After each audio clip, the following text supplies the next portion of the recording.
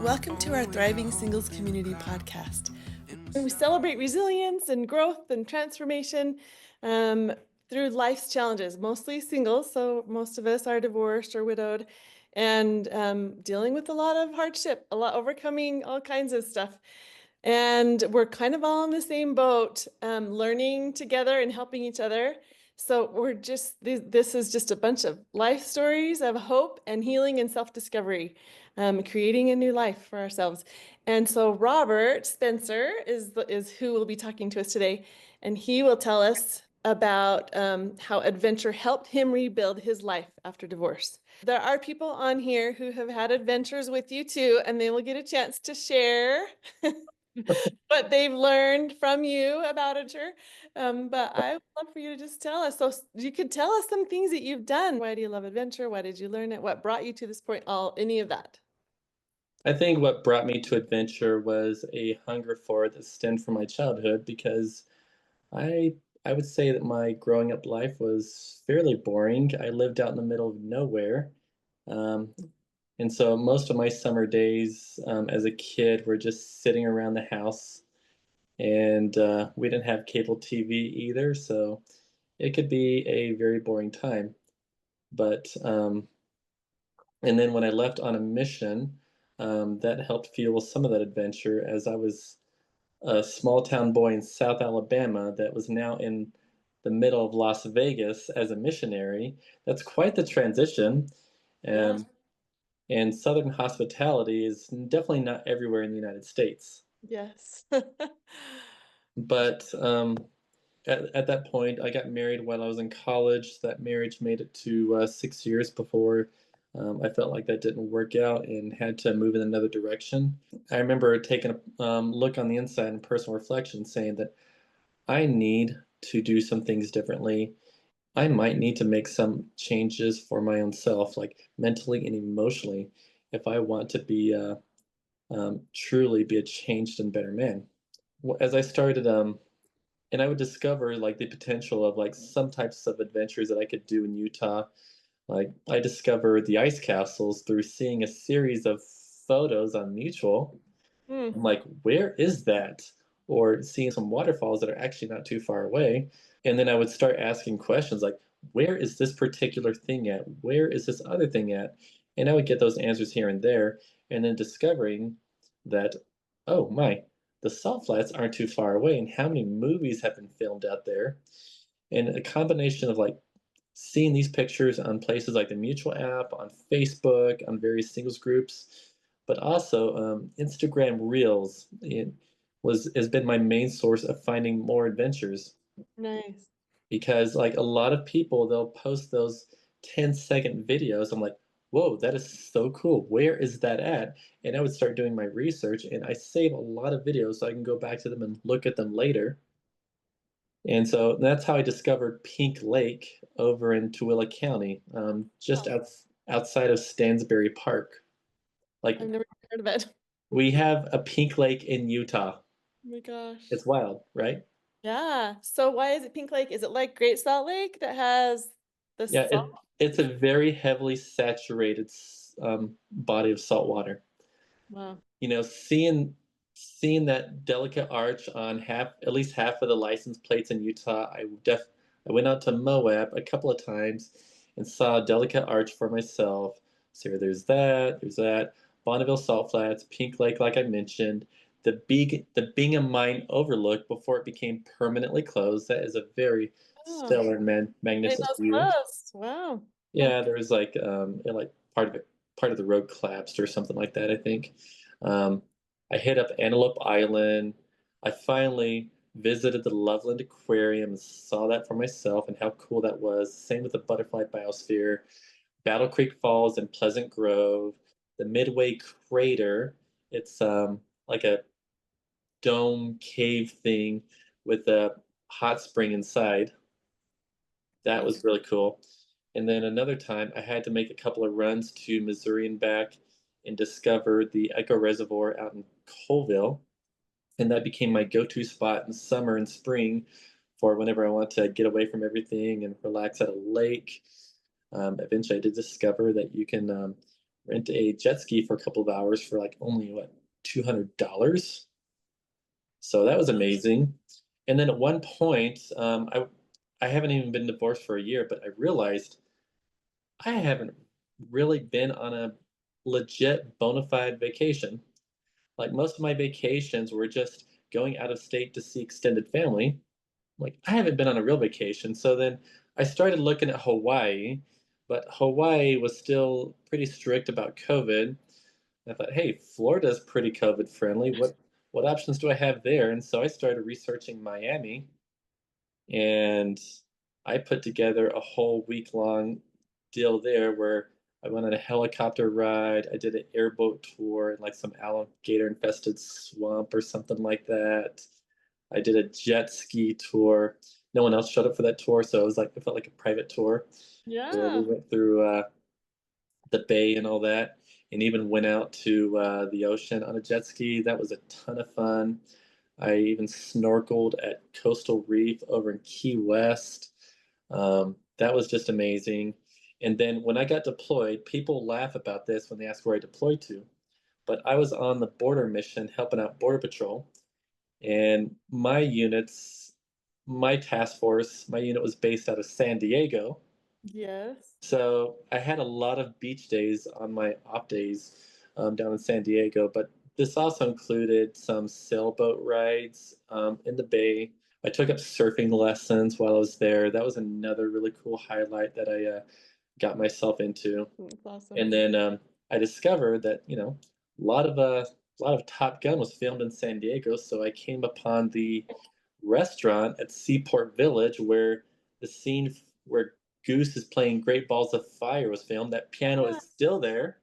Awesome. And Hey, I wanted to pose a question to listeners, people who are on this call. Um, I'm thinking of excuses that we have. We would love to do these adventurous things that you're naming. And I think of all the excuses, the things that stop us. So if there's anyone on this call who would like to do stuff like this, but have reasons for not doing it, you can speak up or put it in the chat. And we'd love to talk about those things. And the reason why I'm wanting to bring it up is because I know that Robert has also had obstacles that he's had to work through. And then I would ask Robert to share with us how, what's some advice that you give to us um, for these obstacles that we have, because we all want to do fun things, right? But we all have excuses that keep us from doing it. I'll answer this one for most of them. Yeah. Uh, Family, kids, obligations. So let's go to the next one. Yeah. The fear of heights, or cost, or not knowing anyone who is going. Something that Robert is also really good at, and some of you may or may not know, all of these adventures that he listed, most of them were by yourself, right? Yes, majority of them I was riding solo. Yeah. So you think of something fun to do, you don't wait for who you know, you don't wait for who's going to go. Sometimes we like to do it with other people, but I love that you set the example. I Just go out, mean, have fun, don't wait. don't get me wrong, I would very much prefer to go with other people, but if I just wait and rely on someone to come with me, then I'm going to look back in 50 or so years and just be heavily disappointed and say woulda, coulda, shoulda. Yeah. Angela does bring up a good point in terms of the cost, because that can be a barrier. But I tell you, Utah is prime real estate if you are into outdoor adventures in some way, shape, or form. And there's many things that you can do just within an hour of Salt Lake City that doesn't cost anything to go to. Um, like, oh yeah, went to quite several hot springs throughout Utah. Let's see, I've been to Crystal, Midway Crater, um, Fifth Water Hot Springs, and Mystic Hot Springs down in the Monroe area.